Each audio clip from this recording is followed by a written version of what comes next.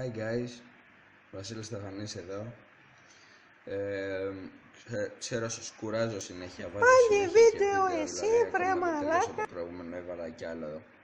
Απλά θέλω να σας πω πως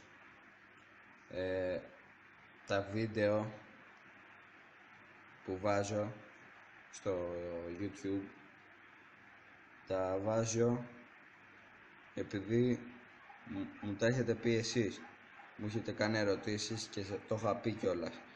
Όσοι απλά δεν θέλουν να πω τώρα που θα έρθουν οι προκλήσεις το δικό τους στο YouTube, να μου το πούν ή στα σχόλια από κάτω ή στο Facebook, γιατί έγινε ένας τσακωμός.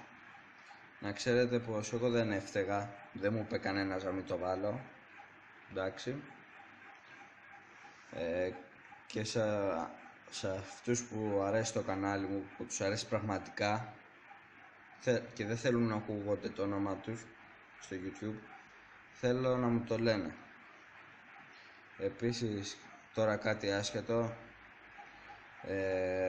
στο κανάλι Γιώργος Σαντορινέος θα μπει εκεί το Rap Battle, το πρώτο, που θα είμαι εγώ μαζί του, διαγωνισμός rap.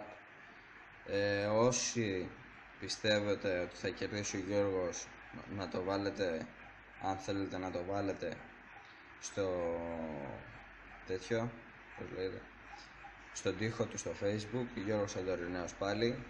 Όσοι πιστεύετε ότι θα κερδίσω, που είναι λίγο απίθανο, βάλτε το στο δικό μου τοίχο, Βασίλης Στεφανής. Και αυτά είχα να σας πω. Ξαναεπενθυμίζω, όσοι δεν θέλουν να ακούγονται το όνομά τους στο YouTube από μένα, να μου το γράφουν κάτω κάθε φορά που βάζω κάτι διαφορετικό στο Facebook. Γεια σας.